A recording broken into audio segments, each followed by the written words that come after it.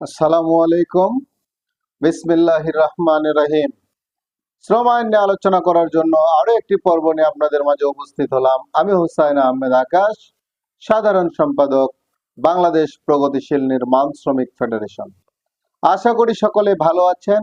দেশ ও প্রবাসে সকল সেক্টরে সকল শ্রমিকদেরকে জানাই সংগ্রামী শুভেচ্ছা ও আন্তরিক অভিনন্দন। সংগ্রামী সাথী ও বন্ধুগণ, আজ আমরা আলোচনা করব শ্রম আইনের ধারা ৩২১ নিয়ে। ধারা ৩২১, হিসাব ও নিরীক্ষা। সরকার কর্তৃক নির্দেশিত পন্থায় ও ফর্মে কোন বোর্ড উহার হিসাব রক্ষণ করিবে। কোন বোর্ডের আয় ব্যয়ের হিসাব প্রত্যেক বৎসর মহা হিসাব নিরীক্ষক ও নিয়ন্ত্রক অতঃপর মহা হিসাব নিরীক্ষক বলিয়া উল্লেখিত কর্তৃক তার নির্ধারিত পন্থায় নিরীক্ষিত হইবে।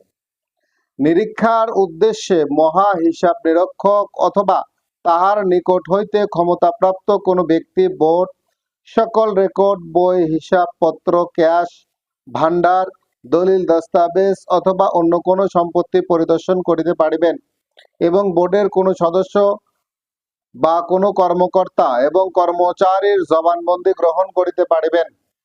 বোর্ড উক্তরূপ নিরীক্ষাকালে উহার সকল হিসাবের বই এবং সংশ্লিষ্ট দলিল দস্তাবেজ মহা হিসাব নিরীক্ষান্তে বা নিরীক্ষারত কর্মকর্তার নিকট হাজির করিবে এবং তাহার তলব অনুযায়ী তথ্য সরবরাহ বা ব্যাখ্যা প্রদান করিবে। মহা হিসাব নিরীক্ষক তাহার নিরীক্ষা রিপোর্ট বোর্ডের নিকট পেশ করিবেন এবং ইহার একটি কপি সরকারের নিকট প্রেরণ করিবেন। নিরীক্ষার রিপোর্টে উল্লেখিত কোনো ত্রুটি বা অনিয়ম অবিলম্বে সংশোধন করিবার জন্য বোর্ড ব্যবস্থা গ্রহণ করিবে। সরকার যে কোনো সময় বোর্ডের আর্থিক অবস্থা সম্বন্ধে ইহার নিকট রিপোর্ট প্রদানের জন্য মহা হিসাব নিরীক্ষককে বলিতে পারিবে। এই ধারায় বোর্ড বলিতে ডক শ্রমিক ব্যবস্থাপনা বোর্ড বা চা বাগান শ্রমিক ভবিষ্যৎ তহবিল ট্রাস্টি বোর্ডকে বুঝাইবে। সংগ্রামী সাথী ও বন্ধুগণ, অত্যন্ত গুরুত্বপূর্ণ একটি বিষয় নিয়ে আজ আমরা আলোচনা করলাম। আশা করি সকলে বুঝতে পেরেছেন।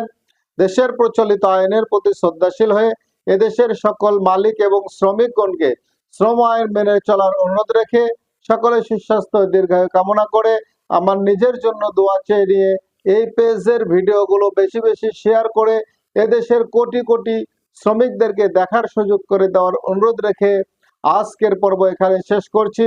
আসসালামু আলাইকুম। আল্লাহ হাফেজ।